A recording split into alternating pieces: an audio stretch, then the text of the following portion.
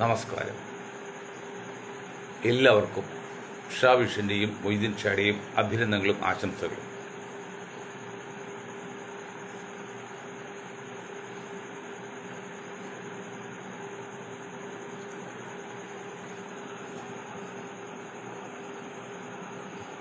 Indian സംഗീത ലോകത്തെ അതിഗായകനായ നൗഷാദ് അലിയുടെ 105ാമത് ജന്മദിനമാണെന്ന് അദ്ദേഹത്തിൻ്റെ ആത്മാവിന് ഒരിക്കൽ കൂടി നിത്യശാന്തി നേർന്നുകൊണ്ട് അള്ളാഹുവി അങ്ങയുടെ ഖബറിനെ വീതിസ്ഥാനിൽ കൊടുക്കണമെന്ന് പ്രാർത്ഥിച്ചുകൊണ്ട് തുടങ്ങാം.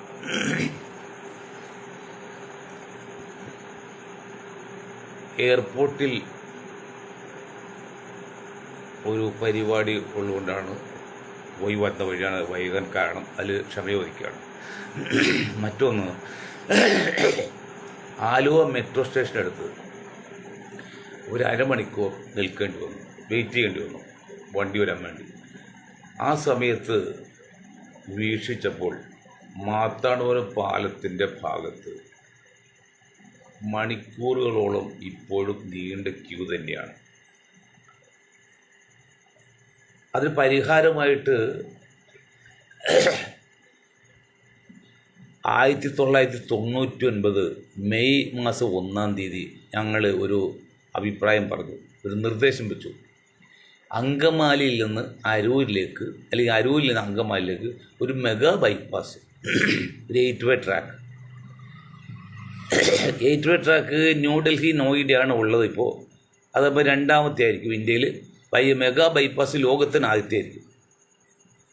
എന്താണെന്ന് വെച്ചാൽ എടപ്പള്ളി വഴി ഏതാണ്ട് 24 മണിക്കൂറിനകം 7 ലക്ഷത്തോളം വാഹനങ്ങൾ കടന്നു പോകുന്നതാണ് കണക്ക്. അത് ഇന്നത്തെ അല്ല, ഏതാണ്ട് 30 വർഷം മുൻപ്, 1999 പോയിട്ട് 25, അപ്പോൾ ഒരു 26 വർഷം മുൻപുള്ള കാര്യമാണ്. അതിനുശേഷം എത്രയോ കൂടി. അപ്പോൾ അങ്കമാലിയിൽ നിന്ന് അരൂർക്ക് 30 കിലോമീറ്റർ ഉള്ളൂ. എടപ്പള്ളി വഴി പോകുമ്പോൾ 45 കിലോമീറ്റർ. അത് എറണാകുളം വഴി പോകുകയാണെങ്കിൽ 60 കിലോമീറ്റർ. അപ്പോൾ എറണാകുളം വഴി പോകുന്ന വഴിയും ഇപ്പോഴത്തെ വഴിയും നല്ല പകുതിയായി കുറയും, 30 കിലോമീറ്ററായി കുറയും. അപ്പോൾ അരൂരിൽ നിന്ന് നേരെ ഒരു എയറോനോട്ടിക്കൽ സർവേ പ്രകാരം നോക്കിയാൽ ഒരു കയറ് പിടിച്ച പോലെ. അപ്പോൾ അങ്കമാലി വിട്ട് വടക്കോട്ട് പോകുന്ന വണ്ടികൾ, അല്ലെങ്കിൽ അരൂർ വിട്ട് തെക്കോട്ട് പോകുന്ന വണ്ടികളൊന്നും എടപ്പള്ളി പോയിട്ട് ആവശ്യമില്ല. നേരെ അങ്ങോട്ട് ബൈപ്പാസ് പോയി. ആ ബൈപ്പാസ് നമ്മൾ മെഗാ ബൈപ്പാസ്. കാരണം ഒരിക്കൽ ബൈപ്പാസ് വന്ന്, എടപ്പള്ളി ബൈപ്പാസ് വന്ന്, പിന്നെ വീണ്ടും ബൈപ്പാസ് വരുമ്പോൾ ശരിയല്ല. അതിനാണ് മെഗാ ബൈപ്പാസാണ്. അത് ലോകത്ത് ആദ്യമായിട്ടാണ്. അതിന് വേറെ കണക്കുകളും പറഞ്ഞു. പക്ഷേ നമ്മുടെ അധികാരികളും ഉദ്യോഗസ്ഥ വൃന്ദവും അതൊന്നും ചെവിക്കൊള്ളാതെ അത് 25 വർഷം കഴിഞ്ഞപ്പോൾ ഒരു 6 വരി പാത അങ്കമാലിയിൽ നിന്ന് കുണ്ടന്നൂരിലേക്ക് വെച്ചു.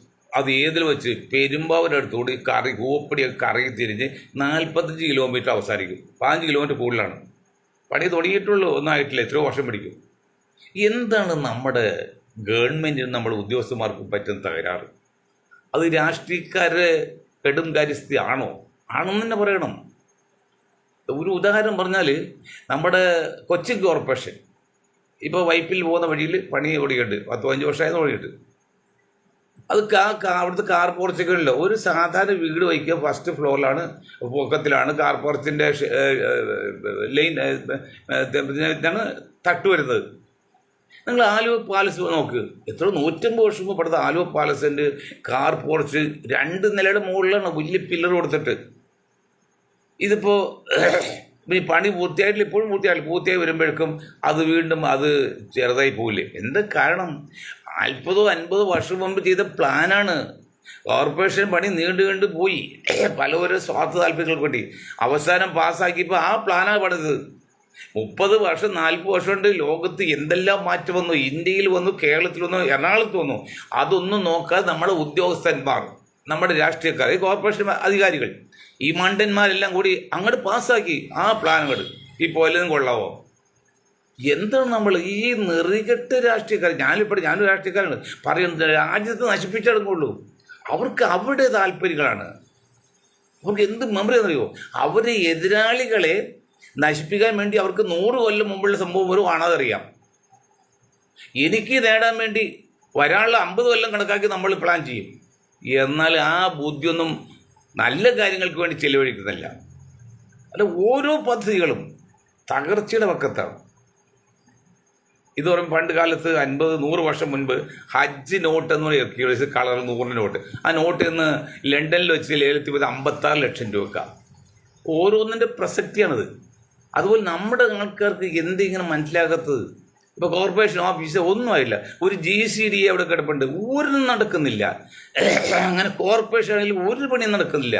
ആകെ നടക്കുന്ന എന്താണ്? MLAയുടെ പേരിലും MP യുടെ പേരിലും ഓയിൽ കോർപ്പറേഷൻ, ഇന്ത്യൻ പിന്നെ ഓയിൽ കോർപ്പറേഷൻ കുറേ സ്പോൺസർ ചെയ്ത് കുറേ പരിപാടി വയ്ക്കും. ഒരു കൊല്ലത്തിൽ 1-2 പരിപാടി വയ്ക്കും. അത് സ്പോൺസേഡ് ബൈ കോർപ്പറേഷൻ, എന്താണ് നമ്മുടെ ഓയിൽ കോർപ്പറേഷൻ. അല്ലാതെ ഒന്നും MLA ചെയ്തില്ല, MP ചെയ്യുന്നില്ല, ആകുമ്പോൾ ചെയ്യുന്നില്ല. നാളെ MP ഒരു കാര്യം ചെയ്തെന്നറിയോ? ഓട്ടോറിക്ഷ തൊഴിലാളികളുടെ ഒരു ചെക്കപ്പ്, അതൊക്കെ നല്ല കാര്യം തന്നെ, തെറ്റൊന്നുമില്ല. അതാണ് വേണ്ടത്. ആ MP മണ്ഡലത്തിൽ ദീർഘമായി പ്ലാൻ ചെയ്ത ഒരു പരിപാടി, ആ MLAയുടെ മണ്ഡലത്തിൽ ദീർഘമായി ചെയ്യുന്ന ഒരു പരിപാടി. പണ്ട് കുറ്റം പറഞ്ഞാൽ കർണാടക കാലത്ത് എയർപോർട്ട് ഉണ്ടായി, സ്റ്റേഡിയം ഉണ്ടായി, അവിടെ PhD പിന്നെ മരടിൽ വലിയൊരു വേൾഡ് മാർക്കറ്റ് ഉണ്ടായി. ഉമ്മൻചാണ്ടി കാലത്താണെങ്കിൽ വിഴിഞ്ഞം തുറമുണ്ടായി. ഈ നമ്മുടെ സഖാവിൻ്റെ കാലത്ത്, സഖാവ് പിണറായി കാലത്ത് പറയപ്പെടുന്ന എന്തെങ്കിലും പദ്ധതി നമ്മുടെ MP, നാളെ MP മാത്രമല്ലേ മതി, എല്ലാ MP മാരും കണക്കാണ്. അവർക്കെല്ലാം അടുത്ത പാർലമെൻറ്റിൽ തിരഞ്ഞെടുപ്പ് ജയിച്ച് എങ്ങനെ മന്ത്രിയാകാം എന്നുള്ള ചിന്തയുള്ളൂ. അല്ലാതെ നാട് നന്നാക്കുന്ന കാര്യത്തിലോ ദീർഘമായി ചിന്ത കാര്യത്തിലോ ഒരു താല്പര്യമില്ല. എനിക്ക് ഭയം തോന്നാണ് വാസ്തവമായാലും. ഈ ഇളം തലമുറ എങ്ങനെ മുന്നോട്ട് പോകും? ഒരു പ്രശ്നങ്ങൾ അത് സങ്കീർണമാണ്.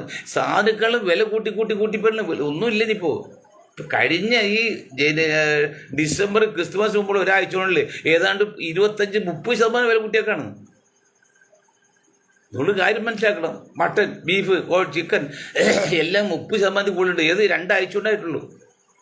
വെളിച്ചെണ്ണ എത്രയായി? നമ്മുടെ കേര വെളിച്ചെണ്ണ ഗവൺമെൻറ് അതിൽ തന്നെ മറ്റേ ഓയിലില്ലേ, നമ്മുടെ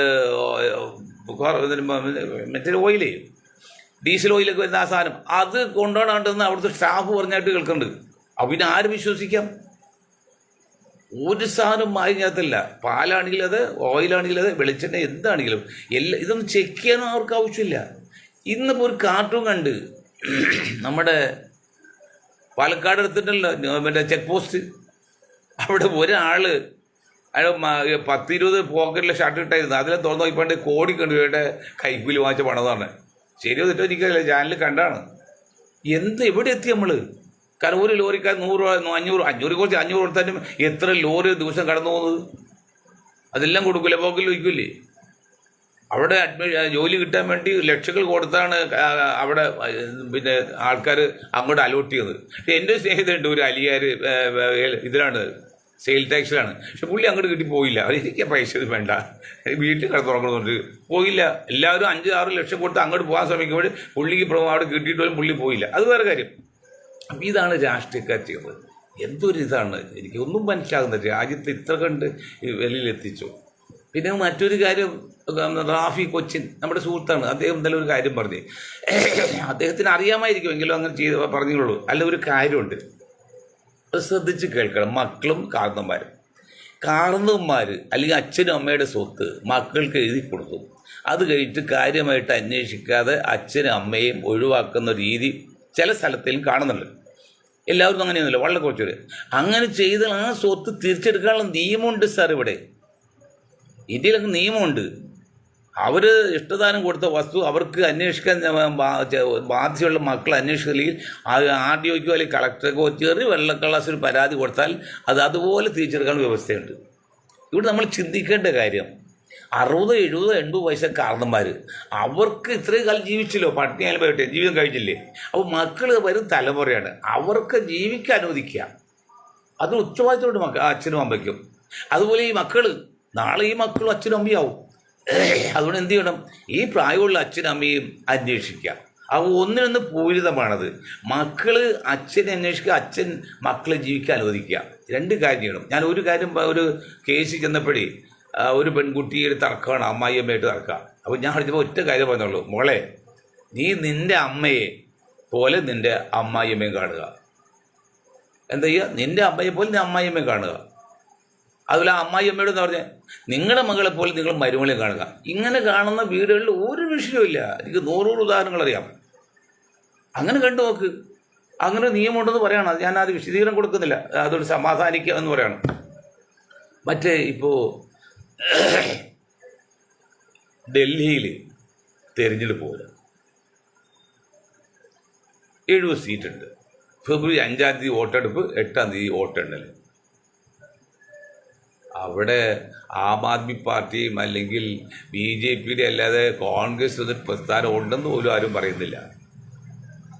ഒരു കാലത്ത് ഇന്ത്യ അടുക്കി ഭരിച്ച കോൺഗ്രസ്, ഷീല ദീക്ഷിത് എന്ന ഒരു മുഖ്യമന്ത്രി 15 വർഷം ഭരിച്ചു ഡൽഹിയിൽ. ആ മുഖ്യമന്ത്രിയുടെ മരണത്തോടു കൂടി അവർ കംപ്ലീറ്റ് BJPക്ക് അനുകൂലമായ സാഹചര്യം ഒരുക്കി വെച്ചിട്ട് അവർ പോയി. ആം ആദ്മി പാർട്ടിയായിട്ട് സഖ്യം ഉണ്ടാക്കാന്ന് പറഞ്ഞു. അപ്പോൾ ഇവൾ ഈ തള്ള സമ്മതിച്ചില്ല. എന്താ കാരണം? ഈ തള്ള ഏഷ്യയുടെ കളിയിൽ 100 രൂപയുടെ പേന 1000 രൂപയ്ക്ക് ബില്ല് എഴുതി ചെലവെഴുതിയെടുത്ത് കോടിയുടെ അടിമ എടുത്തിട്ടുണ്ട്. ഇത് ഈ കെജ്രിവാൾ പറഞ്ഞു. കെജ്രിവാളിൻ്റെ ലക്ഷ്യം നല്ലല്ല, അത് വേറെ കാര്യം. അതുകൊണ്ട് കെജ്രിവാൾ സഖ്യം വേണ്ട. കെജ്രിവാളിട്ട് അന്ന് സഖ്യം ഉണ്ടായെങ്കിൽ 3 സീറ്റ് കോൺഗ്രസും 4 സീറ്റ് കെജ്രിവാളിനും, അത് 7. ഇന്നും ഡൽഹി പാർലമെന്റിൽ ഇന്നും ഇരിക്കാം. ഇന്നിപ്പോൾ ആം ആദ്മി പാർട്ടിയാണ് ഇപ്പോൾ ഡൽഹി ഭരിക്കുന്നത്. ഇത്തവണത്തെ ഇലക്ഷൻ പറയാൻ പറ്റില്ല, എങ്കിലും ചെറിയ ഭൂരിപക്ഷത്തിലാണ് വിജയിക്കുന്നത് തോന്നുന്നത്. അവിടെ കോൺഗ്രസ് എന്ത് പ്രസക്തി? എന്താണ് കോൺഗ്രസ് എന്ത് പറ്റി? ആ ഷീല ദീക്ഷിത് പോലെ ആ ബ്രാഹ്മൺ സ്ത്രീ അങ്ങനെ തന്നെ പറയണം. അവർ BJPക്ക് അനുകൂലമായ രീതിയിൽ പഠിച്ച് ഡൽഹി BJP കയ്യിൽ കൊടുത്തു, അല്ലെങ്കിൽ സവർണ ഫാസിസ്റ്റിൻ്റെ കയ്യിൽ കൊടുത്തു. അവിടെ ഞാൻ പറഞ്ഞു, പ്രിയങ്ക ഗാന്ധിക്കും രാഹുൽ ഗാന്ധിക്കും ഖാർഗെക്കൊക്കെ കഴിവുണ്ടെങ്കിൽ നിങ്ങളെല്ലാം ഇപ്പോൾ ആകെ മറിക്കുന്ന നിങ്ങളെക്കുറിച്ച് ചാനലുകാർ പറയുന്നുണ്ടെങ്കിൽ നിങ്ങൾ അവിടെ പ്രതിപക്ഷികളാകാൻ നോക്ക്. ഇരിക്കാത്തവരാണ് ഭരണപക്ഷം. ഞാൻ പ്രതീക്ഷിക്കുന്നില്ല. ഡൽഹി അസംബ്ലിയിൽ പ്രതിപക്ഷം ആകാനെങ്കിൽ കോൺഗ്രസ് നോക്ക്. ഇത് പ്രതിപക്ഷം പോലും ആയില്ല. എന്തായിരിക്കും കോൺഗ്രസ് അവസ്ഥ? ഡൽഹി എന്ന ഇന്ത്യയുടെ തലസ്ഥാനത്ത് ഡൽഹി അസംബ്ലിയിൽ പ്രതിപക്ഷം ആകാൻ പോലും കോൺഗ്രസ് സാധിക്കാതെ വന്നാൽ, വരുമെന്ന് ഞാൻ ഉറപ്പൊന്നും പറയുന്നില്ല, പ്രവചിക്കാൻ ഞാൻ തയ്യാറല്ല. വന്നാൽ എന്തായിരിക്കും കോൺഗ്രസ് അവസ്ഥ? എന്ത് പറ്റി? അവിടെയാണ് ചിന്തിക്കേണ്ടത്. കോൺഗ്രസ് അടിസ്ഥാനം ഇന്നലെ പറഞ്ഞ പോലെയാണ്. 20% മുസ്ലിം സമുദായത്തിൽ ആഹാ, 10-12% യാദവർ ആഹാ. പിന്നെ ആരെ നിങ്ങൾ ഒരു ഗാർഗിയനെ ആക്കി? ഗാർഗിയനെ എഴുതി തള്ളിയ സാധനമാണ്. 22% തെളിവുകൾ, അത് ശരിയാണ്. അതിൽ കോൺഗ്രസ് ഫണ്ട് ഒതുക്കി കാൻഷാമിനെ ഏൽപ്പിച്ച്, യാദവർ മുലായത്തിന് ലാലിനെ ഏൽപ്പിച്ച്, മുസ്ലിങ്ങൾ ഒരു കോൺഗ്രസിൻ്റെ കൂടെ, ബാക്കിയുള്ള ലാലിൻ്റെ കൂടെ പോയി, മുലായത്തിൻ്റെ കൂടെ പോയി, കാൻഷാമിൻ്റെ കൂടെ പോയി. അപ്പോഴും കോൺഗ്രസ് കിട്ടിയില്ല. എവിടെയാണ് കോൺഗ്രസ് പറ്റിയ അടിസ്ഥാന തെറ്റ്? ഇന്ത്യൻ നാഷണൽ കോൺഗ്രസ് ഇന്ത്യ അടുക്കി ഭരിച്ച കോൺഗ്രസ് അല്ലേ? നെഹ്റുവിൻ്റെ കാലത്ത് കോൺഗ്രസ് ഒരു കുഴപ്പമുണ്ടായില്ല. മറ്റെന്തൊക്കെ പോരാ പറഞ്ഞാൽ നെഹ്റു അഴിമതിക്കാരായിരുന്നില്ല, ഒരു ഏകാധിപതിയായിരുന്നില്ല. നല്ല വെൽ ഡ്രസ്ഡ് ജെന്റിൽമാൻ പോലെ നല്ലൊരു ജനാധിപത്യ സോഷ്യലിസ്റ്റ് മതേതരവാദിയായിരുന്നു. ഇത് പറയുമ്പോൾ നമ്മൾ വേറൊരു കാര്യം പറഞ്ഞു നെഹ്റുവിനെ കുറിച്ച്. നെഹ്റു പറഞ്ഞ്, അതായത് അറിവില്ലാത്ത വർഗീയവാദികളെക്കാൾ അപകടകാരിയാണ് അറിവുള്ള വർഗീയവാദികൾ. അറിവില്ലാത്തവന് തെറ്റുപറ്റും, അറിവുണ്ടെങ്കിലോ അവന് ബുദ്ധിയോട് ഉപയോഗിക്കും. ഞാൻ പറയാൻ കാരണം, വടക്ക് ഇന്ത്യയിൽ പല സ്ഥലത്തും വർഗീയ പ്രശ്നങ്ങൾ അലകളൊക്കെ ഉണ്ടാകാറുണ്ട്. കൊച്ചു കേരളത്തിൽ അത് ഇല്ല. ഇപ്പം കേരളത്തിൽ അവസ്ഥ അങ്ങനെയല്ല, വളരെ സങ്കീർണമാണ്. ഒരു ബലൂൺ തുത്ത് വീഴാൻ സംഭവിക്കുന്ന രീതിയിലാണ് കേരളത്തിലെ സാമുദായിക അന്തരീക്ഷം നിലനിൽക്കുന്നത്. പണ്ട് ജയശങ്കർ വക്കീൽ എപ്പോഴും പറയുന്നത്, ജയശങ്കർ വക്കീൽ പറഞ്ഞാൽ വേറെ ഉദ്ദേശം വെച്ചതല്ല, ഞാൻ പറഞ്ഞ ആ ഉദ്ദേശം വെച്ചല്ല, സമാധാനം ഉണ്ടാകാൻ വേണ്ടിയാണ്. അത്ര അടിയൊഴുക്ക് അത്ര വലുതാണ്. ഇപ്പം തന്നെ UDFലും ഭരണം കിട്ടാൻ സാധ്യതയുണ്ട്. കണ്ടുപിടിയല്ലോ, BJPയിലെയും കമ്മ്യൂണിസ്റ്റ് പാർട്ടിയിലെയും ഒക്കെ മറ്റു പല പാർട്ടികളൊക്കെ, പ്രത്യേകിച്ച് മുന്നോക്ക വിഭാഗങ്ങൾ UDFൽ കയറിക്കൂടെ നോക്കണം. ഷുളൂരും MLA ആകാം, വേണ്ടി മന്ത്രിയാകാം. അപ്പോഴും നിങ്ങളൊരു കാര്യം മനസ്സിലാക്കണം, ഇനി കോൺഗ്രസിലോ കമ്മ്യൂണിസ്റ്റ് പാർട്ടി തെറ്റുപറ്റാൻ പാടില്ല. കേരളത്തിൽ പോലും ജനസംഖ്യക്ക് അടിസ്ഥാനമായിട്ടായിരിക്കണം, ആനുപാതികമായിരിക്കണം സ്ഥാനാർത്ഥികൾ മന്ത്രിസ്ഥാനം കൊടുക്കുന്നത്. ഒരു കാരണവശാലും തന്തയില്ലായ്മ കാണിക്കരുത്. കമ്മ്യൂണിസ്റ്റ് പാർട്ടിയിലും കോൺഗ്രസ് ആണെങ്കിലും നിങ്ങൾ 10% നായർ വിഭാഗത്തിൽ 11-12 മന്ത്രിസ്ഥാനം കൊടുത്തിട്ട് 25% ഈഴവന് എത്ര കൊടുത്ത്? പിന്നെ അവരെങ്ങനെ BJPയിൽ പോകാതിരിക്കും? അതിലെ വിശദമായിട്ട് പറഞ്ഞാണത്. അങ്ങനെ ചെയ്ത് നിങ്ങൾ ജനസംഖ്യക്ക് ആനുപാതികമായിട്ട് 10% ഉണ്ടെങ്കിൽ ആ 10% കൊടുക്കണം, 20% കൊടുക്കണം, 30% കൊടുക്കണം. അപ്പോൾ ഏതാണ്ട് ഈക്വലൈസേഷൻ, സമതുലിതാവസ്ഥ. അല്പസ്വല്പ വ്യത്യാസം വരാം. ഇതല്ല, 25% ഈഴ വിഭാഗത്തിന് ഈ പിണറായി സർക്കാർ കൊടുത്ത മന്ത്രിസ്ഥാനം 4 or 5 ആട്ടെന്ന് എനിക്ക് തോന്നുന്നു ഈഴവർക്ക്. 11 ഇവിടെ പോയി, 2-3 കാക്ക പോയി, 2-3 ക്രിസ്ത്യൻ പോയി, പിന്നെ എത്രയിട്ടാകെ ഒരു ദളിതൻ പോയി. അപ്പോൾ 11, 3, 14, 1, 15, 15, 2, 17. വരിവിടാക്കി 3 ഉള്ളൂ, അല്ലെങ്കിൽ 4 ഉള്ളൂ, ആകെ 20 ഉള്ളൂ. അപ്പോൾ 4 മന്ത്രിസ്ഥാനമായിട്ട് ഈഴവന് കൊടുത്തിട്ടുള്ളൂ. അവരിങ്ങനെ പിന്നെ പെടക്കാതിരിക്കുമോ? കരയിൽ വീണ മത്സ്യം പോലെയാണ് ഈഴവർ കുറേ കാലമായിട്ട് കേരളത്തിൽ പെടക്കാണ് കിടന്നത്. കാരണം ഒരു നിലക്കും അവർക്ക് അംഗീകാരം കൊടുക്കുന്നില്ല, അവർക്ക് അവസരം കൊടുക്കുന്നില്ല. ഭരിക്കുന്നവരാണ്, ഈഴവൻ്റെ മുഖ്യ ആളാണ്, ഇരട്ടച്ചങ്ങ എന്നുള്ള പിണറായിയാണ്. പിണറായിക്ക് എന്ത് പറ്റി? പിണറായിയെ ബൈജാക്ക് ചെയ്തിരിക്കുകയാണ്. പിണറായി പറയുമ്പോഴല്ല ഇപ്പോൾ കൈ നടക്കുക. RSS ഓഫീസിൽ തിട്ടൂരം വരും, അത് പിണറായി ഒപ്പിടുന്നല്ലാതെ വേറൊന്നുമില്ല സാറേ. വെറുതെ വിഷമിച്ചിട്ട് കാര്യമില്ല. ആ മനുഷ്യൻ്റെ പാവമാണ്, നിരപരാധിയാണ്. ഇപ്പോൾ അദ്ദേഹം ഒപ്പിടാൻ മാത്രമേ ഉള്ളൂ. അല്ലെങ്കിൽ അകത്തേക്ക് പോകുന്നതുകൊണ്ട് ലാവലിംഗ് കേസൊക്കെ വളരെ ബോധ്യപൂർവ്വം വർഷമൊക്കെ ചെയ്തല്ലേ. ഇങ്ങനെ പിണറായി സഖാവ് ഉണ്ടെന്നും അദ്ദേഹം മിടുക്കനാണെന്നും CPM കയ്യിൽ വരുമെന്നും അദ്ദേഹം മുഖ്യമന്ത്രിയാകാൻ സാധ്യതയുണ്ട്, അല്ലെങ്കിൽ മന്ത്രിയാകാൻ സാധ്യതയുണ്ടോ, അദ്ദേഹം മുഖേന കയ്യിലെടുക്കാനായിട്ട് 100 കോടി രൂപ ലാവലിൻ്റെ കേസിൽ എൻ്റെ ഹോസ്പിറ്റലിനായിട്ട് കൊടുത്താണ് ഞാൻ മനസ്സിലാക്കിയിരിക്കുന്നത്. അത് പുള്ളി ഹോസ്പിറ്റൽ തുടങ്ങിയില്ല, പുള്ളി എടുത്ത് മറിച്ചു എന്നാണ് കേൾക്കുന്നത്. ശരിയോ തെറ്റോ എനിക്കറിയില്ല. അത് ബുദ്ധിപൂർവ്വം കൊടുത്തല്ലേ, അല്ലെങ്കിൽ കൊടുക്കേണ്ട ആവശ്യം എന്ത്? ഒരു കോൺട്രാക്ടറിന് വേണ്ടി 100 കോടി രൂപയൊക്കെ ഇനാമായിട്ട് കൊടുക്കേണ്ട കാര്യം എന്ത്? അപ്പോൾ അതാ മനുഷ്യനെ, നല്ലൊരു മനുഷ്യൻ, ആ മനുഷ്യനെ വലയിൽ വീഴ്ചയാണ്, ചതിവിൽ കൂടി. ലാലുവിനെ വെച്ചപോലെ ലാലുവിനെ കന്നാലി തീറ്റ കേസിൽ മിടുക്കനായ പ്രധാനമന്ത്രി സ്ഥാനാർത്ഥിയില്ലെന്നോ തകർത്തോളില്ലേ. അതൊക്കെ ഇവിടെ കളിയുടെ കളി. ഇതൊന്നും സാധാരണക്കാർ അറിയുന്നുണ്ടോ? അപ്പോൾ അങ്ങനെ ചെയ്യണം. അപ്പോൾ കോൺഗ്രസിനോട് പറയുന്നത്, പലരും അവിടെ നിന്ന് ഇവിടെ നിന്നൊക്കെ കയറി വരും പാർട്ടിയിലേക്ക്. ഒരു പക്ഷേ UDF ഭരണം കിട്ടാനുള്ള ചെറിയ സാധ്യത കാണുന്നുള്ളൂ. എൻ്റെ ദൃഷ്ടിയിലൊന്നുമില്ല, എങ്കിലും അങ്ങനെ ആൾക്കാർ കാണുന്നുണ്ട്. അങ്ങനെ വന്നാൽ നമുക്ക് സ്ഥാനാർത്ഥി നിന്ന് നടത്തുമ്പോൾ 10% മൊത്തം നായർ വിഭാഗത്തിൽ. ആ 10% കണക്കാക്കി കൊടുക്കാവുള്ളൂ. 10% 14 സീറ്റേ കൊടുക്കാവുള്ളൂ, അല്ലെങ്കിൽ ആസിഫ് 15 സീറ്റ്. അതിൽ കൂടുതൽ സീറ്റ് നായർക്ക് കൊടുത്തോണ്ട് നിങ്ങൾ പിണറായി ആണെങ്കിലും ശിവദാസൻ പിന്നെ രമേശ് ആണെങ്കിലും വോട്ട് ചോദിച്ച് മുസ്ലിങ്ങളും ക്രിസ്ത്യാനികളും ഈഴവൻ്റെ അടുത്തേക്ക് വരരുത്, പിന്നെ ദളിതിൻ്റെ അടുത്തേക്കും. 25% ദളിതിന്, 20% ഈഴവേണ്ടി ഈഴവിന് അത്ര കൊടുക്കണം. എന്താ കുഴപ്പം? അവിടെ വേറെ വശമുള്ളത് ഈഴവർ ഇപ്പോൾ 80% LDF കൂടെയാണ്, 10% ഇപ്പോൾ BJP കൂടെ, ബാക്കി 10% UDF. അതുകൊണ്ട് ആ ജനസംഖ്യ അനുവാദികളും മുഴുവൻ കൊടുക്കാൻ പറ്റില്ല. അതൊരു സത്യമാണ്. അല്ല, മുഴുവൻ സാധനം കൊടുത്താൽ ബീഹാറിൽ 100 സീറ്റ് കോൺഗ്രസ് ചോദിച്ചു, അവസാനം 25 സീറ്റിലേ ജയിച്ചുള്ളൂ. ആ 70 സീറ്റ് കളഞ്ഞു. ആ സ്ഥാനത്ത് ഒരു 50 സീറ്റ് മത്സരിച്ച് ബാക്കി 50 സീറ്റ് ലാലു കൊടുത്തെങ്കിൽ ഇന്ന് ബീഹാർ ലാലുവിൻ്റെ കയ്യിൽ തന്നെ. അത് കാണിച്ചില്ല. അതുപോലെ കേരളത്തിൽ വരരുത്. ജനസംഖ്യാനുപാതി നോക്കി ഈഴവർക്ക് മുഴുവൻ സീറ്റ് കൊടുത്തുകഴിഞ്ഞാൽ സംഗതി പാളും. അതുമല്ല, ഒരു അടിസ്ഥാനം വേണം. അതാണ് അടിസ്ഥാനം. പക്ഷെ അത് ചില അഡ്ജസ്റ്റ്മെൻറ്റൊക്കെ വരാം. അത് കമ്മ്യൂണിസ്റ്റ് കോൺഗ്രസ് എടുക്കും. ഇത് നിങ്ങൾ ആലോചിച്ചു നോക്കി. ജാതിയില്ല മതമില്ല എന്ന് വന്ന് കമ്മ്യൂണിസ്റ്റ് പാർട്ടി പറയും മൊഴി സവർണ കയ്യിലേക്ക് എങ്ങനെയാണ് അധികാരം പോകുന്നത്? ഡൽഹിയിലാണെങ്കിൽ ഉള്ള അധികാരം, ഭരണം വന്നില്ല കേരളത്തിലും. അപ്പോൾ എന്താണ്, ഞങ്ങൾക്ക് ജാതിയില്ല മതമില്ല എന്ന് പറഞ്ഞത് കമ്മ്യൂണിസ്റ്റ് പാർട്ടിക്ക്. ജാതിയില്ല മതം അല്ലെങ്കിൽ സ്ഥാനാർത്ഥി നിർണയത്തിൽ ഈഴവ ഭൂരിപക്ഷം നടത്തി 70 കമ്മ്യൂണിസ്റ്റ് പാർട്ടി നിർത്തുന്നത്. അല്ലാതെ ജയിപ്പിച്ചെടുക്കാൻ കിട്ടില്ല. അപ്പോൾ പിന്നെ എന്താ ഈ ജാതിയില്ല മതമില്ലാന്ന്? അപ്പോൾ പണ്ട് അമ്മ ഈ അപ്പം ചൂട്ടി, അപ്പോൾ ചെറുതായി പോയി, കണ്ണ് കാണാൻ പാടില്ലാത്തതുകൊണ്ടാണ് എന്ന് പറഞ്ഞു. കണ്ണ് കാണാൻ പാടില്ലെങ്കിൽ വലുതായി ചുട്ടൂടെ? അപ്പം ഇതൊക്കെ ഒരു പുകബറയാണ്. ആ പുകബറയൊക്കെ ഈഴവരും ദളിതും മുസ്ലിമും ക്രിസ്ത്യാനും നായും ഒക്കെ മനസ്സിലാക്കിയിട്ടുണ്ട്.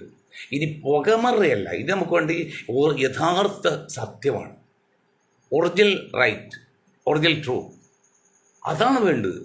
അതിന് കമ്മ്യൂണിസ്റ്റ് പാർട്ടിയും കോൺഗ്രസും BJP ഒക്കെ പിറന്നാൽ നിങ്ങൾക്ക് രക്ഷപ്പെടാം. അതല്ലെങ്കിൽ മൊത്തത്തിൽ അപകടമാണ്. അതാ പറഞ്ഞത്. കോൺഗ്രസിന് വീഴ്ച പറ്റുന്നുണ്ട്, മുസ്ലിം ലീഗിനുണ്ട്. ഞാൻ പറഞ്ഞ മുസ്ലിം ലീഗിൻ്റെ പേര് മാറ്റണമെന്ന് പറഞ്ഞ് എത്ര പ്രാവശ്യം പറഞ്ഞു. ആ മുസ്ലിം എന്ന വാക്ക് ഉപയോഗിച്ച് പേരാണ് ഈ കോലാഹലെല്ലാം ഉണ്ടാക്കുന്നത്. മുസ്ലിം സമുദായം ഇത്രയും ചീത്ത എടുക്കുന്നത്. PC ജോർജെ പോലെ ഒരു 4-ാം കൊല്ലി 5-ാം കൊല്ലി പോലും മുസ്ലിങ്ങൾ മൊത്തത്തിൽ പറഞ്ഞു ഇന്ത്യൻ മുസ്ലിം മുഴുവൻ പാകിസ്ഥാനിൽ വയ്ക്കുന്നത്. ജോർജിനോട് പറയിപ്പിക്കുന്ന ആരെന്ന് ഞങ്ങൾക്കറിയാം. ഞങ്ങൾ എല്ലാം തുറന്ന് പറയുന്നില്ല, പക്ഷെ പറയിപ്പിക്കരുത്. അപ്പം അതാണ് അവസ്ഥ. അങ്ങനെ ഓരോ കാര്യങ്ങളും എന്താണ് മനസ്സിലാക്കാത്തത്? പഞ്ചായത്ത് ഇലക്ഷൻ വരെയാണ്. അപ്പം ഞാൻ ഇത് കാര്യം പറഞ്ഞാൽ ഒരു കാര്യം, ഈ കോൺഗ്രസ്സുകാരെ കഴിവേടും CPM കഴിവും ഞാൻ ഒരു ചാരിത്രം പറഞ്ഞുതരാം. ഞാൻ ജനിച്ച നാടാണ് ഈ മലയരുത് ചെമ്പറിക്കുന്നത്. അവിടെ ഒരു 9 ദളിത് കുടുംബങ്ങളുണ്ട്. അവർക്ക് ഞങ്ങളുടെ പഴയ കാർന്നമാർ പോലും അറിയുന്നതാണ്. ഞങ്ങൾ 100 വർഷമായിട്ട് അവിടെ കിടക്കുന്ന ആൾക്കാരാണ്. അതിങ്ങനെ താവഴിയായിട്ട് പോകുന്നതായിരിക്കും. അത് കേസ് സുപ്രീം കോടതി അനുകൂലം കിട്ടി. അവിടെ നായർ വിഭാഗമാണ് അതിൻ്റെത്, ഇത് ദളിത് വിഭാഗമാണ്. അപ്പോൾ അവർക്ക് സുപ്രീം കോടതി വിധിച്ച് അനുവാദം കിട്ടി. ഞാൻ എതിർക്കുന്നില്ല, അത് കോടതി വിധിയല്ലേ. അതിൽ ഒഴിപ്പിക്കാൻ ചെന്നപ്പോഴും ബഹളം ഉണ്ടാക്കി ഒന്നും ഉണ്ടാക്കി. അത് കോൺഗ്രസ് ഫാമിലി ആയിരുന്നത്. അവിടുത്തെ ആ ദളിത് വിഭാഗപ്പെട്ട ഓരോരുത്തർക്കും അച്ഛൻ മുതൽ മക്കൾ കോൺഗ്രസ് ഫാമിലി TH മുസ്തഫയുടെയും ഇപ്പം ഞങ്ങളിലേക്ക് വളരെ അടുത്ത സുഹൃത്തുക്കളായിരുന്നു. ഞാൻ കോൺഗ്രസ്സിലായിരുന്നല്ലോ. അത് ഞങ്ങളുടെ ബന്ധുള്ള ഓച്ചക്ക പെരുമ്പാവൂർ അദ്ദേഹത്തിൻ്റെയൊക്കെ ഒരു ആശ്രിത വത്സരന്മാരാണ്. ഇപ്പോൾ സഖാക്കൾ എന്ത് ചെയ്ത് ഒരു വശത്തുകൂടി അവർ പോലീസ് വിട്ട് അവരെ ഇറക്കാൻ ശ്രമിച്ചു. അപ്പോൾ ബഹളം ഉണ്ടാക്കി. ഇപ്പോൾ അതിന് അവർ സംരക്ഷണം കൊടുത്ത് ഇപ്പോൾ അവർ LDF അനുഭാവി ആയി എന്നാണ് ഞാൻ ധരിക്കുന്നത്. 9 വീടുണ്ട്, 940 50 വോട്ടുണ്ട്. 50 വോട്ട് മറിഞ്ഞു കഴിഞ്ഞാൽ 100 വോട്ടിന് ഫലം ചെയ്യും. അതൊക്കെ അറിയാലോ. അപ്പോൾ 100 വോട്ടിൽ 50-60 വോട്ടിലേക്ക് ഒരു വാർഡ് ജയിക്കുന്നത്. അപ്പോൾ ഇത്തവണ UDF ആ വാർഡ് സ്വാഹകളെ കോൺഗ്രസ് ചിന്തിക്കുന്നുണ്ടോ? അവിടെ തന്നെ ഒരു CPM ഒരു ബീരാങ്കുഞ്ഞ് ഒരുപോലെ ലോക്കൽ സെക്രട്ടറി. ആ ബീരാങ്കുഞ്ഞ് എന്തെല്ലാം കാര്യങ്ങൾ ചെയ്യുന്നുണ്ട് ചാനൽ വഴിയൊക്കെ ആയിട്ട്. നമ്മുടെ കോൺഗ്രസ് അവിടെ ബൂത്ത് പ്രസിഡന്റ് ഇല്ലേ, മണ്ഡലം പ്രസിഡന്റ് ഇല്ലേ? നിങ്ങൾ എന്ത് ചെയ്യുന്നുണ്ട്? നിങ്ങളങ്ങ് ജീവിച്ചിരുന്ന് ആരും അറിയുന്നുണ്ടോ? ഞാൻ കുറ്റപ്പെടുത്തല്ല, അല്ല വെറുതെ കതർഷാട്ടിട്ട് വന്നിട്ട് കാര്യമില്ലെന്നേ. ജനങ്ങളുടെ ഇടയിലേക്ക് ഇറങ്ങി ചെന്ന് പ്രവർത്തിക്കണം. അവരെ നമ്മുടെ കൂടെ നിർത്താനുള്ള തന്ത്രം ഉപയോഗിക്കണം. എല്ലാം വേണം. പണ്ടൊക്കെ ആൾക്കൂട്ടമായിരുന്നു. അത് കോൺഗ്രസ് വോട്ട് ജയിച്ച കാലമുണ്ട്. ഇന്നും നടക്കൂല. ഇത് BJP ശക്തമായി. അവിടെ ആൾക്കൂട്ടം കൊണ്ടൊന്നും ജയിച്ചിട്ടില്ല. ശരിക്കും പണിയെടുത്താൽ മാത്രമേ ജയിക്കുള്ളൂ. അപ്പോൾ ഞാൻ പറഞ്ഞ തൊട്ടടുത്ത കാര്യം പറഞ്ഞത് ഈ വാഴക്കുളത്തെ കുന്നത്താട് നിയോജകമണ്ഡലത്തിൽ വാഴക്കുളം പഞ്ചായത്തിലെ ഒരു വാർഡിനെ കുറ്റം പറഞ്ഞത്. ഞാനൊക്കെ ജനിച്ചു വന്നത് അവിടെ തന്നെയാണ്. അവിടെ ഞാൻ ആദ്യമായിട്ട് മത്സരിച്ച ആ വാർഡിലാണ്. അപ്പോൾ എന്ത് കോൺഗ്രസ് ശ്രദ്ധിക്കാത്തത്? എന്ത് കോൺഗ്രസ് നേതാക്കൾ ശ്രദ്ധിക്കാത്തത്? അങ്ങനെ ഒരു സംഭവം ഉണ്ടല്ലോ. DCC പ്രസിഡന്റിലൂടെ മിടുക്കനായ പ്രസിഡന്റാണ് പറഞ്ഞത്. ഞാൻ അത് കുറ്റം പറഞ്ഞില്ല. അദ്ദേഹം കഴിവ് ചെയ്യുന്നുണ്ട്. ഇപ്പോൾ ആലുവയിൽ MLA ഉണ്ട്, അദ്ദേഹം കഴിവ് ചെയ്യുന്നു. ഞാനൊന്നും കുറ്റം പറഞ്ഞില്ല. അവരൊക്കെ ഞങ്ങളുടെ എൻ്റെ വളരെ സുഹൃത്തുക്കളാണ്. എന്ത് DC പ്രസിഡന്റ് അവിടെ ഇടപെടാൻ ശ്രമിച്ചില്ല? അവിടുത്തെ മണ്ഡലം പ്രസിഡന്റ് വിളിച്ചു പറഞ്ഞില്ല, അല്ലെങ്കിൽ താലൂക്ക് പ്രസിഡന്റ് വിളിച്ചു പറഞ്ഞില്ല, നിയോജകമണ്ഡലം ഭാരയെ വിളിച്ച് എന്നോട് അവിടെ എന്താ സംഭവം അന്വേഷിച്ചില്ല? നിങ്ങൾ ചാടി വീണ്ടല്ലേ ഇത് സംഭവം ഉണ്ടായി. പിറ്റേ ദിവസം അവിടെ പ്രതിഷേധ യോഗം നടത്തി. കോട്ടമുറി വന്ന് അവിടെ പ്രസംഗിക്കുകയും ചെയ്ത് ആ 9 കുടുംബം അതിന് ചുറ്റുപാട് ഇപ്പോൾ CPM-ൻ്റെ അല്ലെങ്കിൽ LDF-ൻ്റെ കൂടെ. ഇങ്ങനെയാണോ കോൺഗ്രസ് നിങ്ങൾ ചിന്തിക്കുന്നത്? എന്നിട്ടാണ് രമേശ് ചെന്നിത്തലയ്ക്ക് മുഖ്യ സ്ഥാനം ചോദിച്ച് നായർ പിറകെ പോയി NS-ൻ്റെ പിറകെ പോയി നാണക്കേടില്ലേ? നിങ്ങൾ ജനങ്ങളുടെ ഇടയിലേക്ക് കയറി ചെല്ലുന്നേ. എന്നിട്ട് ജനങ്ങളുടെ ഇടയിലേക്ക് ചെന്ന് പ്രവർത്തിക്കുക, ആളുകളുണ്ടാക്കുക, വോട്ടർഷിപ്പ് പേജ് ഇറക്കുക, എന്നിട്ട് ജയിക്ക്. ഭൂരിപക്ഷം 72 സീറ്റ് കിട്ട്. എന്നിട്ട് രമേശ് ഏതായാലും മുഖ്യമന്ത്രി ആകട്ടെ. എന്നാൽ മുഖ്യമന്ത്രി ആയാലും മാത്രം മരിക്കാൻ പറ്റുള്ളൂ. മുഖ്യമന്ത്രി ആയാലും എത്ര പേര് എൻ്റെ ഒരു അമ്മാവുണ്ടായിരുന്നു. അദ്ദേഹം പറഞ്ഞു എനിക്ക് മക്കത്ത് പോയി കിടന്ന് മരിക്കണം. എൻ്റെ അത് നടന്നില്ല. അപ്പോൾ ഞാൻ തമാശ ചോദിച്ചു. അപ്പോൾ അമ്മാവ നമ്മുടെ കാരണന്മാരൊക്കെ ഇവിടെ കിടന്ന് മരിച്ചു, അവർക്ക് നരകത്തിലായിരിക്കുള്ളൂ പറയും. തമാശ പോയതാണ്. അദ്ദേഹം ഒരു ഇതാണ്. അപ്പോൾ അദ്ദേഹത്തിന് ആഗ്രഹം അതായിരുന്നു, കുറ്റമല്ല. അപ്പോൾ എല്ലാവർക്കും മുഖ്യമന്ത്രിയായി മരിക്കണമെന്ന് വെച്ചാൽ ആകെ ഒരു മുഖ്യമന്ത്രി സ്ഥാനമല്ലേ ഉള്ളൂ. എല്ലാവർക്കും ആകാൻ പറ്റുമോ? ബാക്കി എല്ലാ സ്ഥാനം കിട്ടില്ലേ? അങ്ങനെയാണ് ഈ പരാതി പറയേണ്ടത്. ആർക്കാണെന്നറിയോ? മുരളീധരനാ. ഒരു മന്ത്രിസ്ഥാനം കൊടുത്തിട്ട് കോൺഗ്രസ് കാലി വാങ്ങിയ തകർത്ത്. അത് മണ്ടനായതുകൊണ്ട് അത് പിന്നെ AK പോലെ ബുദ്ധി കാണിച്ചില്ല, അല്ലെങ്കിൽ മുസ്ലിം ബുദ്ധി കാണിച്ചില്ല. അവിടെ അങ്ങനെ പറയേണ്ടത്. രമേശ് എന്താ പോരായിക? അപ്പം ഇതൊന്നും നാട് നന്നാക്കാനല്ല, ജനങ്ങളെ സേവിക്കാനല്ല, നമ്മുടെ കാര്യങ്ങൾ നടത്തി തീർക്കാൻ വേണ്ടി മാത്രം എളുപ്പ വഴി ക്രിയേറ്റ് ചെയ്താണ് കോൺഗ്രസ് ഇത്രയും കാലം നടന്നത്. ഇനി അത് നടക്കില്ല. അതിന് ഒറ്റ ഉദാഹരണം പറഞ്ഞാണ് രാഹുൽ ഗാന്ധിയും പ്രിയങ്കയൊക്കെ വയനാട്ടിലൊന്ന് മത്സരിച്ച് അവർ ജനിച്ചു വളർന്ന വടക്കേ ഇന്ത്യ മേഖലയിലെ എന്നിട്ട് നെഹ്റുവിൻ്റെ കുടുംബമല്ലേ, ഗാന്ധിയുടെ കുടുംബമായിട്ട് ബന്ധമല്ലേ, അവർ വടക്കേ ഇന്ത്യയിലല്ലേ അവരൊന്ന് ജയിക്കേണ്ടത്. അവിടെ ജയിക്കുക തടസ്സമുണ്ടെങ്കിൽ അതിന് പരിഹാരം കണ്ടത്. അല്ലാതെ ഈ കൊച്ചു കേരളത്തിൽ വന്ന് ലീഗിൻ്റെ കാലിൻ്റെ അടിയിൽ തെറ്റിപ്പോയി, കാലടിയിൽ വന്ന് ജയിച്ച് അർമാദിച്ചപ്പോൾ മനസ്സിലായില്ലേ സംഗതി അപകടമാണെന്ന്? അത് മനസ്സിലായോ? അതെ, വെള്ളം കുടിക്കണം ഡൽഹിയിൽ. ഞാൻ നിർത്താൻ പോകുന്ന പരിപാടി. ഡൽഹിയിൽ ഇത്തവണത്തെ അസംബ്ലി ഇലക്ഷൻ ഏതായാലും 10-30 ദിവസമുള്ളൂ. വലിയ 3-4 മാസത്തിനുള്ളിൽ വിവരം അറിയാം. ഡൽഹിയിൽ എന്തെങ്കിലും കാരണവശാൽ കോൺഗ്രസ് പ്രതിപക്ഷമെങ്കിലും ആയില്ലെങ്കിൽ, ഭരണപക്ഷം ആകുന്നുള്ള ഒരു പ്രതീക്ഷ എനിക്കില്ല. പ്രതിപക്ഷമെങ്കിലും ആയില്ലെങ്കിൽ പിന്നെ കോൺഗ്രസ് പറഞ്ഞിട്ട് കാര്യമില്ല. അത് 100% രാഹുൽ പറയോ, പ്രിയങ്ക പറയോ? എന്ത് ബുദ്ധിമോശം അവർ കാണിച്ചത്. എളുപ്പത്തിൽ ചാടി വന്ന് വയനാട്ടിൽ നിന്ന് ജയിച്ച് മത്സരിച്ച് 4 ലക്ഷം വോട്ടിൻ്റെ ഭൂരിപക്ഷം കിട്ടി. പ്രമാദിത്വം കാണിച്ചില്ലേ? അത് പാർട്ടി ക്ഷീണമല്ലേ? അത് മനസ്സിലാക്കി എത്രയും കാലം ഉണ്ടായിട്ട്. 540 സീറ്റുള്ള ഇന്ത്യൻ നാഷണൽ കോൺഗ്രസ്സിൽ അതിൽ അപകടമാണെന്ന് ഒരു കുഞ്ഞിനെങ്കിലും മനസ്സിലായോ? എന്നിട്ട് എളുപ്പവഴി ക്രിയ ചെയ്തിട്ട് രാജ്യം ഭരിക്കാൻ നടക്കണം. അതിന് കൂടെ കുരിശ് തൂക്കിയ ഒരു റോബർട്ട് വധേരയും കൊണ്ട് നടക്കുകയാണ്. അയാൾ പറഞ്ഞു, എനിക്ക് കൊതിയാവണം ഭരണത്തിൽ കയറാൻ, ജനങ്ങളെ സേവിക്കാൻ. 10 വയസ്സുണ്ടായില്ല, ആളിപ്പോൾ 1000 കോടിയുടെ സ്വത്ത് കിട്ടി, എവിടുന്ന് കിട്ടിയത് ചോദിക്കില്ലേ? ഇതൊക്കെ പറയാതിരിക്കാൻ പറ്റുമോ? കോൺഗ്രസോട് വിരോധം കൊണ്ട് പറഞ്ഞില്ല, കോൺഗ്രസ് നന്നാകാൻ വേണ്ടിയാ, ഇല്ലെങ്കിൽ അപകടമാണ്, അതായി പറയുന്നത്. അപ്പം അതുകൊണ്ട് കോൺഗ്രസ് ആയാലും കമ്മ്യൂണിസ്റ്റ് ആയാലും ഒന്ന് ശ്രദ്ധിക്കുന്നത് നല്ലതാണ്. പിന്നെ ഒരു കാര്യം അവസാനമായിട്ട് പറയാൻ ഞാൻ പറഞ്ഞു തന്നെ എനിക്ക് ഒന്നല്ലേ പറഞ്ഞു സംശയമുണ്ട്. അതായത് ഈ ആഭ്യന്തര വകുപ്പിൻ്റെ അറിയിപ്പ് എന്ന് പറഞ്ഞിട്ട് ഒരു ഇതുണ്ട്. ഓരോ ഫോൺ എടുക്കുമ്പോഴും ഇങ്ങനെ എന്തെങ്കിലും സൂചിപ്പിച്ചതാണ്, ഒരിക്കൽ കൂടി സൂചിപ്പിക്കുക, ഓരോ ഫോൺ എടുക്കുമ്പോഴും ഇങ്ങനെ ഒരു അനൗൺസ്മെൻറ്റാണ്. അത് ദിവസത്തിൽ ഒരു പ്രാവശ്യമെങ്കിലും അങ്ങനെ സംവിധാനം ഇന്നലെ എനിക്ക് ഓർമ്മയായിട്ട് പറഞ്ഞിട്ടുണ്ട് എന്ന് ഞാൻ ദയവായി ഞാൻ അപേക്ഷിക്കുകയാണ്, അഭ്യർത്ഥിക്കുകയാണ്. ഇത് ഒരു ഹരാസായിട്ട് ശല്യമായിട്ടുണ്ട്. എപ്പോഴും ഇങ്ങനെ എടുക്കുമ്പോൾ കേട്ട് മടുത്തത്. നമ്മൾ രാജ്യത്തെ സ്നേഹിക്കുന്നു, ആഭ്യന്തര മന്ത്രാലയത്തെ സ്നേഹിക്കുന്നു, കുഴപ്പമൊന്നുമില്ല. അങ്ങനെ ഉള്ള അറിയിപ്പ് ലോകത്തെ അറിയിപ്പ് നല്ലതാണ്, അത് തെറ്റില്ല. പക്ഷെ ഒറ്റ പ്രാവശ്യം ഉണ്ടത്. അപ്പോൾ ഏതായാലും ഇത്തരുണത്തിൽ കോൺഗ്രസും കമ്മ്യൂണിസ്റ്റും ഒക്കെ കുറച്ചുകൂടി പ്രാക്ടിക്കലായി ചിന്തിച്ച് മുന്നോട്ട് പോകണമെന്ന് പറഞ്ഞുകൊണ്ട് ഞാൻ വാക്കുകൾ നിർത്തുന്ന. ഒപ്പം തന്നെ ഒരു കാര്യം പറയാം, ചില കൊച്ചു കൊച്ചു പാർട്ടികൾ UDF വരെ ആഗ്രഹിക്കുന്നുണ്ട്. ആ അവസ്ഥ ശരിക്കും മുതലെടുത്ത് UDF ചേർക്കണം. അവിടെ പിന്നെ ഈ പിന്നെന്താ ആദർശമൊന്നും പറയരുത്. ഇപ്പോൾ ഒരു കാര്യം പറയുക, മഹാരാഷ്ട്രയിൽ ശിവസേനയെ കോൺഗ്രസ് ചേർത്തപ്പോഴും നമ്മുടെ സുധീരൻ, ആദർശവാദിയ സുധീരനെ എതിർത്തു. കാര്യം ശരിയാണത്. പക്ഷേ അതുകൊണ്ട് കാര്യമില്ല. തെറ്റ് ചെയ്ത് പശ്ചാത്താവണം ഏറ്റവും വലിയ പ്രായച്ചിത്തം. സുധീർജി അവർ പശ്ചാത്തലം വെച്ച് തിരിച്ച് വരാണെങ്കിൽ അവർ കൂടെ നിർത്തിയിട്ടുണ്ട്. അത് ഒരു വിജയമായില്ലേ ഇപ്പോൾ പോയെങ്കിലും. അതുപോലെ വെള്ളാപ്പള്ളി പാർട്ടി ഉണ്ടാക്കി. വെള്ളാപ്പള്ളി പാർട്ടി SRP 2 മന്ത്രിയും 3-4 സീറ്റൊക്കെ ഉണ്ടായതിലൂടെ അവർ നിങ്ങൾ LDF UDF നിർത്തിയിരുന്നെങ്കിൽ ഇന്ന് BJP കേരളത്തിൽ കാണുന്ന ഈ പുകഴ്ച അല്ലെങ്കിൽ ഈ ഉയർത്തലിപ്പ് ഈഴോ വിഭാഗത്തിൽപ്പെട്ട ആ പാർട്ടി ഉണ്ടാക്കി BJP സംഘപരിവാറിൻ്റെ കയ്യിൽ കൊടുത്തോണ്ടല്ലേ. അത് ഉത്തരവാദി ആരുണ്ട്? 2 പേരാണ്. ഒന്ന് VM സുധീരനും, ഒന്ന് മറ്റേ അച്യുതാനന്ദനും. ഇടതുപക്ഷത്തിൽ അച്യുതാനന്ദൻ, പിണറായി സർക്കാർ കുഴപ്പമില്ല അവർ ചേർക്കാൻ. അച്യുതാനന്ദൻ സമ്മതിച്ചില്ല. ആ 2 ചോമാരാണല്ലോ. പിന്നെ സുധീരൻ, അതും 2 ചോമാരാണ്. പറ്റില്ല. അവർ വെള്ളാപ്പള്ളി ഇത് കാണിച്ചോട്ടെ, മകനല്ലേ വന്നത്.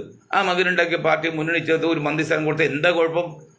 അപ്പോൾ ജോസ് മാണിയെ പുറത്തേക്ക് വിട്ടാൻ കാലത്ത് ഈ കുഞ്ഞാക്കൈ എവിടെ വായ വിളിച്ചിരുന്നത്? എന്നിട്ടിപ്പോൾ പുറകെ കിടക്കണത്. കാരണം ജോസ് മാണി പുറത്തു പോയാൽ കോട്ടയത്തുള്ള 3-4 ക്രിസ്ത്യാനികൾക്ക് മത്സരിച്ചുകൊണ്ട് കാര്യമുണ്ടോ? കോൺഗ്രസ് ക്രിസ്ത്യാനികൾക്ക് ജയിക്കണ്ടേ? അത് ജയിച്ചോ പോലും. അപ്പോൾ നിങ്ങൾ ബുദ്ധിമോശം കാണിച്ചിട്ട് പിന്നെ നിങ്ങൾ മണ്ടത്തരം കാണിച്ച് അത് കമ്മ്യൂണിസ്റ്റ് പാർട്ടിയാണ്, ഇങ്ങനെയാണ്, BJP ആണെന്ന് പറഞ്ഞിട്ട് കാര്യമൊന്നുമില്ല.